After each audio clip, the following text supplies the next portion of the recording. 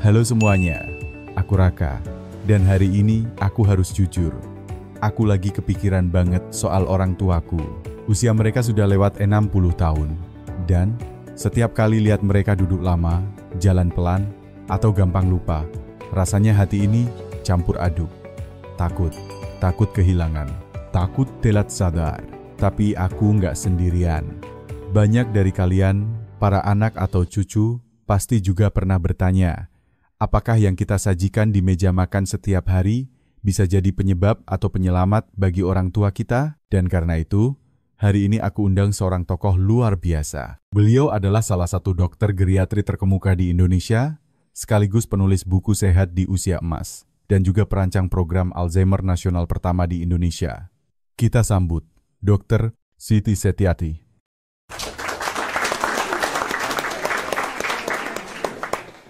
Terima kasih, Mas Raka. Saya juga punya misi yang sama, menyelamatkan para lansia Indonesia dari jebakan kebiasaan yang terlihat aman, tapi diam-diam merusak. 30 tahun saya belajar dan menangani ribuan pasien lansia, dan tahu apa yang paling menyakitkan. Bukan sakitnya, tapi saat mereka merasa tidak berguna lagi. Saat tubuh mereka sendiri mengkhianati, kita bicara soal tekanan darah tinggi, diabetes, osteoporosis. Ini bukan cuma soal angka di hasil lab. Ini soal kenyataan bahwa seseorang yang tadinya aktif bisa berubah menjadi tidak berdaya, tidak bisa mandi sendiri, tidak bisa ikut salat berjamaah, bahkan jadi beban keluarga. Waduh, serem banget ya dok. Tapi kalau boleh jujur, kita kan besar dengan makanan tradisional seperti tep singkong. Nah, ini nih, pertanyaan besarnya. Apakah tape singkong itu sahabat atau musuh tersembunyi buat lansia? Hehe, itu pertanyaan cerdas. Banyak yang pikir tape itu cuma manis asam menyegarkan.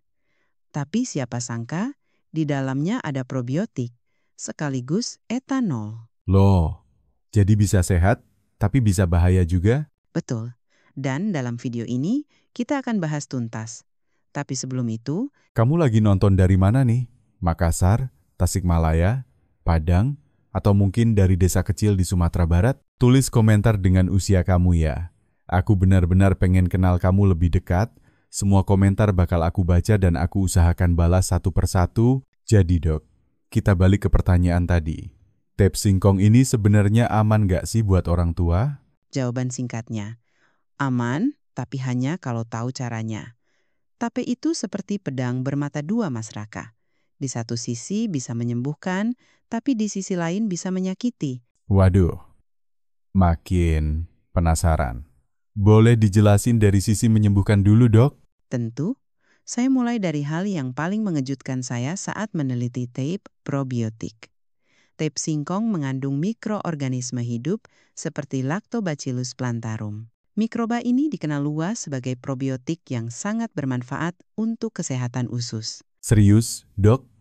Tape, makanan yang sering dijual di pinggir jalan itu? Justru itu yang luar biasa. Kita pikir probiotik hanya ada di yogurt impor mahal. Tapi ternyata, ibu-ibu di kampung sudah menyediakan probiotik alami lewat tape singkong sejak puluhan tahun lalu. Wah, ini kayak hidden treasure ya dok? Betul. Tapi banyak yang terlena. Karena bentuknya sederhana, orang meremehkan. Padahal, probiotik dalam tape membantu menyeimbangkan flora usus. Ini penting sekali untuk lansia. Kenapa penting dok? Karena setelah usia 50 tahun, populasi bakteri baik di usus mulai menurun. Kalau dibiarkan, bisa menyebabkan sembelit, radang usus, perut begah, bahkan turunnya sistem imun. Jadi, kalau orang tua saya sering sakit perut atau gampang flu, bisa jadi karena flora ususnya nggak seimbang? Sangat mungkin. Dan tape singkong bisa bantu memodulasi mikrobiota usus. Dengan kata lain, membantu menjaga pertahanan tubuh dari dalam. Wah, jadi makin cinta sama tape, tapi pasti ada tapinya ya dok? Haha, betul. Karena di sisi lain, tape juga mengandung etanol alias alkohol hasil fermentasi.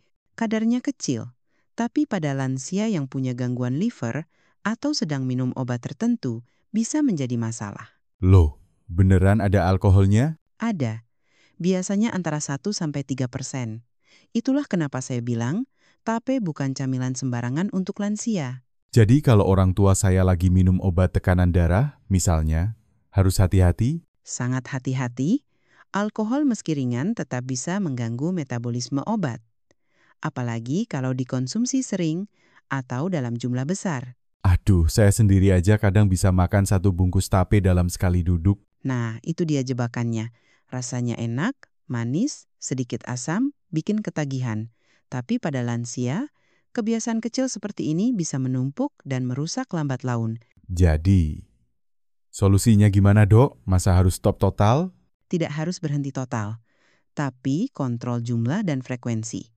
Saya sarankan lansia makan tape hanya sesekali dan dalam jumlah kecil. Cukup 1–2 sendok makan dikonsumsi saat perut tidak kosong. Nggak boleh pas perut kosong ya? Jangan, karena asamnya bisa mengiritasi lambung.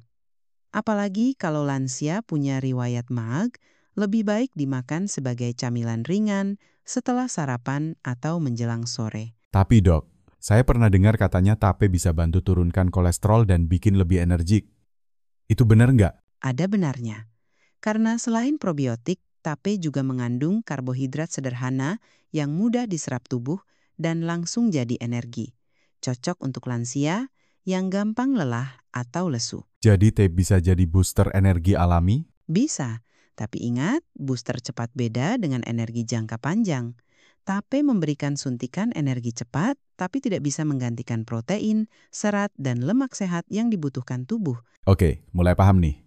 Tape bukan musuh, tapi juga bukan pahlawan super. Tepat. Tape itu seperti teman lama yang harus kita pahami dulu sebelum diajak tinggal serumah. Hehehe. Nah, pertanyaan terakhir di bagian ini dok. Kalau mau mulai perkenalkan tape sebagai bagian pola makan lansia, langkah pertama apa yang harus dilakukan? Langkah pertama, cek kondisi tubuh. Kalau ada diabetes, gangguan ginjal, liver, atau sedang konsumsi obat rutin, sebaiknya konsultasi ke dokter dulu. Langkah kedua, mulai dengan porsi kecil dan amati reaksi tubuh. Setiap orang berbeda. Baik dok. Wah, ini baru bagian awal aja udah banyak yang kebuka. Ternyata tape singkong menyimpan rahasia yang tidak kita duga. Dan ini baru permulaan, Mas Raka. Selanjutnya, kita akan bahas bagaimana tape bisa bantu serap vitamin B kompleks dan kenapa ini penting banget buat fungsi otak lansia. Wah, otak pasti banyak yang nunggu topik ini. Buat yang punya orang tua pelupa atau gampang bingung, jangan kemana-mana. Jadi tadi kita udah bahas soal probiotik dan energi. Sekarang saya makin penasaran nih soal fungsi otak. Bener ya dok? Tape singkong bisa bantu jaga daya ingat? Ya, Mas Raka. Dan ini penting sekali untuk para lansia. Kita sering berpikir lupa itu wajar karena usia, tapi lupa bukan hanya soal umur. Itu juga bisa karena tubuh kekurangan vitamin B, terutama B1, B6, dan B9. Loh, saya pikir vitamin B itu cuma buat stamina aja. Banyak yang salah paham begitu. Padahal vitamin B adalah sahabat utama sistem saraf. Tanpa vitamin B yang cukup, otak kita seperti mobil tanpa bensin. Waduh, jadi kalau orang tua saya sering lupa kunci, lupa naruh dompet. Bisa jadi bukan cuma pikun ya? Betul, bisa jadi tubuhnya tidak mampu menyerap vitamin B dengan optimal. Apalagi lansia sering mengalami penurunan fungsi usus. Jadi, meskipun makannya cukup, penyerapannya tidak efisien. Nah, disinilah tape berperan ya. Tepat, tape singkong membantu dalam 2 cara. Pertama, proses fermentasi menurunkan zat penghambat seperti asam fitat yang ada di singkong mentah. Jadi, vitamin dan mineral lebih mudah diserap. Asam fitat itu apa? Dioke? Itu semacam pengunci alami di dalam tanaman yang menghambat penyerapan zat gizi. Tapi lewat fermentasi, pengunci itu dibuka. Wih, seperti buka kunci harta karun ya. Betul sekali. Dan yang kedua, mikroorganisme dalam tape juga memproduksi vitamin B-nya sendiri. Jadi kita bukan hanya mendapatkan nutrisi dari singkongnya, tapi juga dari hasil kerja bakteri baik. Jadi satu suapan tape bisa kasih probiotik, vitamin B, dan energi? Ya, Tapi sekali lagi, hanya dalam porsi kecil dan tubuh yang cocok. Kalau dikonsumsi berlebihan, apalagi pada tubuh lansia yang sensitif, bisa muncul efek sebaliknya. Saya jadi teringat ayah saya. Beliau sekarang suka kelihatan linglung. Dulu tegas dan cepat tanggap. Sekarang kadang seperti lupa dia sedang bicara tentang apa. Itu gejala awal yang perlu diwaspadai. Banyak kasus penurunan kognitif ringan bisa diperlambat dengan nutrisi yang tepat. Termasuk vitamin B. Justru vitamin B yang paling penting. B1 misalnya membantu mengubah glukosa menjadi energi untuk otak. Kalau kekurangan, bisa muncul gejala bingung, cepat lelah mental, bahkan perubahan suasana hati. Wah, saya pikir kelelahan mental itu cuma karena stres. Stres bisa jadi faktor, tapi kekurangan B6 juga bisa sebabkan gejala mirip depresi ringan, cemas tanpa sebab, hingga gangguan tidur. Aduh, ini pasti banyak yang ngalamin tapi nggak sadar. Makanya, kita perlu edukasi. Bahkan, asam folat atau vitamin B9 penting untuk pembentukan sel darah merah. Kalau kurang, suplai oksigen ke otak terganggu. Saya baru tahu tape bisa bantu semua ini. Tapi ingat, tape bukan obat. Ia adalah makanan fungsional. Artinya, punya manfaat kesehatan kalau dikonsumsi secara bijak. Jadi kalau saya kasih orang tua, saya tape 2 hari sekali, 1 sendok kecil aja, itu cukup. Sangat cukup. Dan lebih baik lagi kalau disajikan dengan makanan lain yang mendukung kesehatan otak seperti telur, ikan, atau kacang-kacangan. Tapi dok, banyak orang tua takut makan tape karena katanya bikin masuk angin. Itu karena tape bisa menimbulkan gas bagi yang lambungnya lemah. Solusinya, coba setengah sendok dulu, jangan langsung 1 porsi besar. Dan jangan makan tape dalam kondisi perut kosong. Oke, noted. Harus coba pelan-pelan dan amati reaksi tubuh. Betul, karena setiap tubuh itu unik. Dan saya selalu bilang ke pasien lansia saya, makan bukan hanya untuk kenyang, tapi untuk merawat tubuh yang sudah bekerja keras puluhan tahun. Kalimat yang luar biasa, dok. Terima kasih.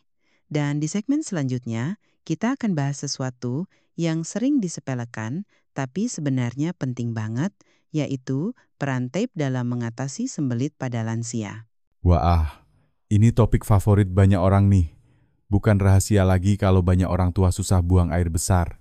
Dan mungkin solusinya sudah ada di meja dapur. Kita bahas di segmen berikutnya. Ya? Oke, kita lanjut ke bagian yang bikin banyak orang deg-degan. Dok, jujur aja. Ayah saya itu hampir tiap minggu ngeluh soal susah buang air besar. Itu sangat umum. Bahkan menurut data terakhir, lebih dari separuh lansia Indonesia mengalami sembelit kronis. Tapi sayangnya, banyak yang anggap itu wajar. Namanya juga udah tua, pasti begitu katanya. Iya. Padahal, bisa jadi itu pertanda tubuh minta tolong, ya? Tepat sekali. Usus lansia itu lebih lambat bergerak, ototnya melemah, dan produksi enzim pencernaan menurun. Ditambah kebiasaan minum air kurang, jarang bergerak, dan diet rendah serat. Makin parah deh. Waduh, jadi semua faktor numpuk ya? Betul. Dan disinilah tape singkong bisa bantu asal dipahami cara kerjanya. Nah, ini menarik. Kok bisa tape bantu pencernaan? Pertama, karena tape masih mengandung sisa serat dari singkong. Memang tidak setinggi sayuran hijau, tapi cukup untuk menambah volume feses. Dan semakin besar, volumenya semakin mudah tubuh mendorong keluar. Jadi kayak bantu mendorong ya, dok? Iya, betul. Tapi itu baru setengah cerita. Yang paling menarik adalah fermentasi dalam tape menghasilkan enzim dan asam organik seperti asam laktat. Ini bisa merangsang gerakan usus secara alami. Seolah-olah usus kita dibangunkan gitu ya? Persis. Proses ini disebut stimulasi peristaltik. Jadi usus tidak lagi malas, tapi lebih aktif menggerakkan makanan. Tapi banyak yang bilang, saya sudah makan tape, tapi tetap sembelit. Kenapa begitu? Nah, ini kesalahan paling umum, makan tape tapi tidak minum air. Serat butuh air untuk bekerja. Tanpa air, justru feses makin keras dan susah keluar. Jadi minum air itu kunci ya? Sangat penting. Saya sarankan minimal 6 gelas air putih per hari.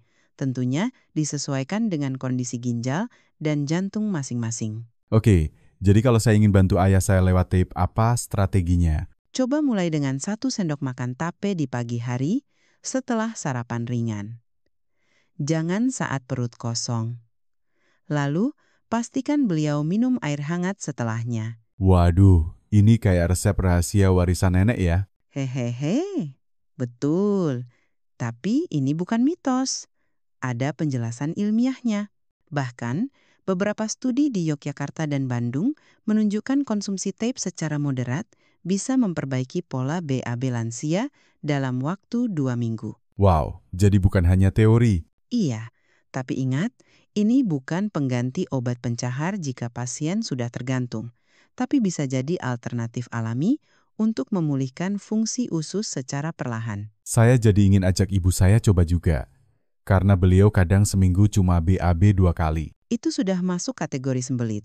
Dan kalau tidak ditangani, bisa menyebabkan tumpukan racun, perut begah, nafsu makan turun, hingga gangguan tidur. Jadi sembelit bukan soal perut saja, tapi bisa pengaruhi seluruh tubuh? Betul. Dan satu hal lagi yang sering dilupakan, sembelit bisa memperparah tekanan darah tinggi. Karena saat mengejan, tekanan dalam tubuh naik. Wah, bahaya domino ya. Makanya, saya selalu tekankan, jangan anggap enteng sembelit dan jangan buru-buru pakai obat pencahar kimia. Coba dulu pendekatan alami, salah satunya dengan tape singkong. Tapi tetap harus disesuaikan dengan kondisi tubuh ya. Tentu, kalau ada riwayat asam lambung atau GERD, tape harus diuji dulu. Misalnya mulai dari setengah sendok, amati 2-3 jam. Kalau muncul begah, berarti usus belum siap. Jadi, kita benar-benar harus mendengarkan tubuh? Ya Mas Raka, itu filosofi kesehatan lansia yang paling saya pegang. Jangan hanya ikut tren atau saran tetangga, tapi amati, rasakan, dan sesuaikan. Dok, ini makin bikin saya sadar. Ternyata banyak solusi alami yang sudah ada di dapur kita. Betul, dan kadang kita lupa bahwa makanan seperti tape bukan sekadar warisan budaya, tapi juga warisan kesehatan. Nah, kita udah bahas soal usus, sembelit, dan enzim. Selanjutnya kita akan masuk ke topik yang lebih panas nih, ya? Hehehe, iya. Di bagian berikutnya, kita akan bahas siapa saja yang justru harus berhati-hati, bahkan menghindari tape singkong. Jangan sampai salah konsumsi dan akhirnya memperburuk kondisi tubuh. Wah, ini penting banget buat yang punya diabetes atau masalah ginjal. Jangan kemana-mana ya. Oke, kita udah bahas manfaatnya. Tapi sekarang masuk ke bagian yang mungkin agak menegangkan ya, Dok. Hehe, iya Mas Raka. Karena ini bagian yang sering diabaikan. Banyak orang hanya dengar manfaatnya, tapi lupa bahwa tidak semua tubuh cocok dengan TP. Nah, saya penasaran. Siapa saja yang harus hati-hati? 2 kelompok utama, penderita diabetes dan pasien dengan gangguan ginjal. Mereka ini harus ekstra waspada. Waduh, ibu saya punya gula darah tinggi. Artinya, harus stop makan tape? Saya tidak bilang harus stop total, tapi pengawasan ketat sangat penting. Tape singkong itu mengandung gula sederhana hasil fermentasi seperti glukosa dan fruktosa yang sangat cepat diserap tubuh. Jadi kalau ibu saya makan tape 1 porsi, bisa langsung naik gulanya? Sangat mungkin. Bahkan, 1 sendok makan tape bisa mengandung lebih dari 10 gram gula tergantung tingkat fermentasinya. Dan ini tidak terasa manis seperti kue, jadi banyak yang tidak sadar. Loh, saya pikir, karena rasanya ringan, tape itu aman buat penderita diabetes. Nah, disinilah letak jebakannya. Rasanya tidak terlalu manis, tapi dampaknya bisa seperti minum sirup.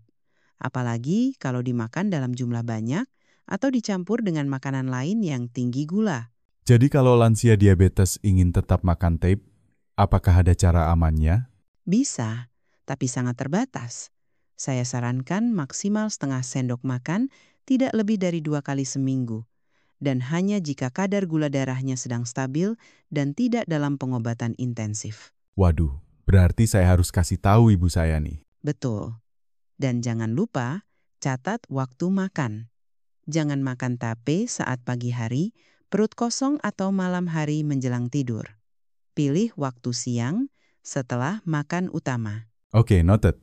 Nah, kalau untuk pasien ginjal, kenapa tape bisa berbahaya? Karena tape mengandung senyawa purin dan fosfat dalam kadar sedang. Pada orang sehat, ini dibuang lewat urin. Tapi pada lansia dengan ginjal lemah, senyawa ini bisa menumpuk. Apa efeknya kalau menumpuk? Bisa menyebabkan hiperurisemia, asam urat tinggi, pembengkakan, bahkan kerusakan ginjal lanjutan. Waduh, padahal banyak lansia yang justru senang makan tape karena lembut dan mudah dikunyah. Ya, dan disitulah peran edukasi. Kita harus beritahu bahwa tidak semua makanan yang mudah dimakan itu mudah diterima oleh tubuh. Dan tape juga mengandung alkohol ya, Dok? Tepat. Kandungan alkohol ringan dari fermentasi bisa mencapai 1 hingga 3%. Untuk lansia yang minum obat rutin, seperti obat diabetes oral, antihipertensi, atau obat liver, interaksi alkohol ini bisa sangat berbahaya. Jadi bukan hanya soal organ, tapi juga interaksi dengan obat. Betul. Saya pernah punya pasien di Jakarta Selatan, lansia usia 72 tahun yang mengalami pusing dan mual setelah makan tape setiap sore. Ternyata beliau sedang minum 3 jenis obat. Setelah kita evaluasi, tape jadi salah satu penyebab interaksi yang mengganggu. Jadi, bahaya dari tape itu bukan karena racun, tapi karena tubuh kita sudah berbeda. Sangat tepat, Mas Raka. Apa yang sehat untuk anak muda belum tentu cocok untuk lansia. Dan itulah kenapa saya selalu bilang, kenali tubuhmu sebelum memilih makanannya. Jadi tape itu ibarat pisau dapur ya. Bisa bantu, bisa lukai. Analogi yang bagus. Dan ingat, bahkan makanan tradisional pun perlu disesuaikan dengan kondisi medis. Jangan sampai niat ingin sehat malah memperburuk keadaan. Jadi, pesan utama dokter hari ini? Untuk lansia dengan diabetes atau gangguan ginjal, konsultasi dulu ke dokter sebelum makan tape secara rutin. Jangan anggap semua makanan warisan nenek aman untuk tubuh kita yang sudah menua. Waduh, makin dalam makin banyak pelajaran. Saya jadi berpikir, seharusnya keluarga kita semua duduk bersama dan belajar soal ini. Saya setuju. Dan di segmen berikutnya, kita akan bahas satu efek samping ringan yang sering dianggap sepele, tapi cukup mengganggu bagi banyak lansia, kembung dan produksi gas berlebih. Wah, ini juga sering dialami ayah saya. Yuk, jangan kemana-mana. Oke, kita lanjut ke topik yang sering bikin perut bergejolak. Hehe, Dok, kenapa banyak orang tua merasa kembung atau begah setelah makan tape? Pertanyaan yang sangat penting. Jadi begini Mas Raka, tape mengandung probiotik dan karbohidrat fermentabel. Saat masuk ke usus, mikroba baik akan bekerja memecah kandungan ini. Dan hasilnya, gas? Tepat, proses fermentasi lanjut di usus bisa menghasilkan gas seperti karbon dioksida dan hidrogen. Pada orang muda dengan sistem cerna kuat, ini tidak masalah. Tapi pada lansia, ususnya sering lebih sensitif. Waduh, jadi gas kecil bisa jadi masalah besar ya? Iya. Beberapa pasien saya di Yogyakarta pernah bilang, "Dok, perut saya kayak balon habis makan tape. Ada yang sendawa terus, ada yang merasa penuh meski cuma makan sedikit." Jadi apa artinya ini? Tubuh menolak tape? Belum tentu. Bisa jadi usus sedang tidak seimbang. Atau mungkin porsinya terlalu besar untuk kondisi tubuhnya saat itu. Jadi solusi pertamanya? Mulai dari setengah sendok makan. Amati reaksi tubuh dalam 3-4 jam. Kalau tidak ada kembung atau begah, berarti tubuh bisa menerima. Kalau muncul keluhan? Maka hentikan dulu. Jangan dipaksakan. Bisa juga kombinasikan dengan minum air hangat atau makan tape bersama pisang rebus agar lebih mudah dicerna. Wah, ini tips baru lagi. Tape sama pisang. Iya, pisang rebus mengandung serat larut yang membantu memperlancar kerja usus dan bisa mengurangi iritasi dari tape yang asam. Tapi, saya pernah dengar orang tua bilang, Kembung itu biasa, nanti juga hilang sendiri. Itu benar nggak? Itu keliru. Kembung berulang bisa jadi tanda fermentasi berlebih atau ketidakseimbangan flora usus. Kalau dibiarkan, bisa berujung ke radang ringan atau bahkan gangguan lambung. Jadi bukan soal kenyamanan aja, tapi soal kesehatan jangka panjang. Betul, dan saya ingin tekankan ini, tape bukan penyebab utama kembung, tapi pemicunya bila sistem cerna sedang tidak siap. Wah, ini kayak tubuh kita kasih sinyal ya. Betul sekali. Kita hanya perlu belajar mendengar. Jangan buru-buru cari obat, tapi amati pola makan, waktu makan, dan respons tubuh. Nah, bagaimana dengan lansia yang punya riwayat GERD atau MAAK? Ini kelompok yang harus sangat hati-hati. Tape punya keasaman ringan dan bisa memicu naiknya asam lambung bila dimakan saat perut kosong. Jadi, lebih baik hindari. Tidak harus langsung dihindari. Tapi coba konsumsi tape setelah makan utama dalam porsi mini dan tidak setiap hari. Kalau muncul keluhan, sebaiknya dihentikan. Jadi, dari semua yang kita bahas tadi, saya simpulkan, tape bisa bantu, tapi juga bisa berulah ya. Tepat sekali, tape adalah makanan yang sangat responsif terhadap kondisi tubuh. Kalau tubuh siap, dia jadi sahabat. Kalau tidak, bisa jadi penyebab masalah. Dan satu hal yang saya suka dari cara dokter menjelaskan, semua berdasarkan bukti dan pengalaman klinis. Terima kasih. Bagi saya, kesehatan lansia bukan soal menambah usia, tapi menambah kualitas hidup. Dan itu dimulai dari apa yang kita makan setiap hari. Nah, di segmen terakhir nanti, kita akan rangkum semuanya ya dok, termasuk kapan teh boleh dimakan, oleh siapa, dan dalam bentuk apa. Betul. Kita akan buat panduan praktis agar para penonton tidak bingung lagi. Wah, ini yang saya tunggu. Stay tune, Bapak Ibu. Di bagian akhir nanti, kita akan kasih rangkuman super penting. Baik, Bapak Ibu. Kita sudah sampai di bagian akhir.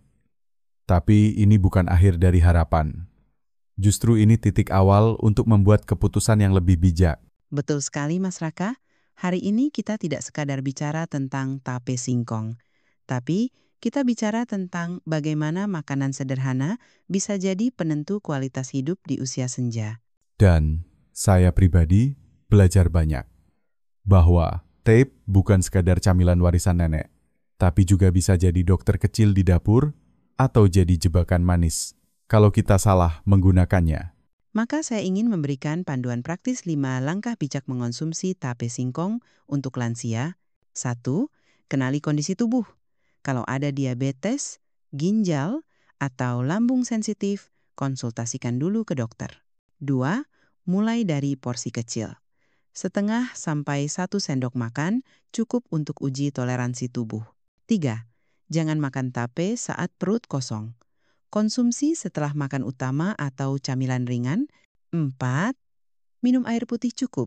Minimal 6 gelas per hari agar serat dalam tape bekerja maksimal. 5. Dengarkan tubuh. Jika muncul kembung, begah, atau tidak nyaman, hentikan dan evaluasi. Panduan yang sangat sederhana, tapi luar biasa kuat. Saya yakin Bapak Ibu di rumah bisa mulai coba dari besok pagi. Dan jangan lupa, tape bukan obat. Tapi kalau dimakan dengan benar, ia bisa jadi bagian dari strategi menjaga pencernaan, meningkatkan energi, dan memperkuat fungsi otak. Saya juga pengen highlight satu hal penting yang dokter bilang tadi. Makan bukan cuma untuk kenyang, tapi untuk merawat tubuh yang sudah bekerja keras puluhan tahun. Itu prinsip hidup saya. Lansia tidak harus sakit. Lansia juga berhak menikmati hari dengan tubuh yang kuat, pikiran yang jernih, dan hati yang bahagia. Jadi, untuk Bapak dan Ibu di rumah, ayo kita mulai dari yang kecil. Mungkin 1 sendok tape, 1 teguk air hangat, dan 1 keputusan bijak setiap hari. Dan kalau Bapak Ibu punya pengalaman pribadi dengan tape singkong, entah itu baik atau kurang menyenangkan, silakan tulis di kolom komentar. Kita belajar bareng. Dan jangan lupa, kalau ada makanan tradisional lain yang ingin dibahas dari sisi kesehatan, langsung tulis juga ya. Nanti kita pilih yang paling banyak diminta. Saya akan senang sekali membahasnya, karena misi saya adalah membantu lansia Indonesia tetap sehat tanpa kehilangan akar budaya. Terima kasih Dr. Siti untuk semua penjelasan hari ini. Sungguh membuka mata dan hati kami. Sama-sama, Mas Raka. Dan untuk semua yang menyimak hari ini, tetap semangat, tetap bijak, dan tetap percaya bahwa perubahan kecil bisa membawa kehidupan yang lebih baik. Klik suka kalau video ini bermanfaat, bagikan ke grup keluarga atau pengajian, dan aktifkan lonceng notifikasi agar tidak ketinggalan info penting lainnya. Sampai jumpa di video berikutnya. Saya Raka. Dan saya, Dr. Siti Setiati. Salam sehat untuk usia emas.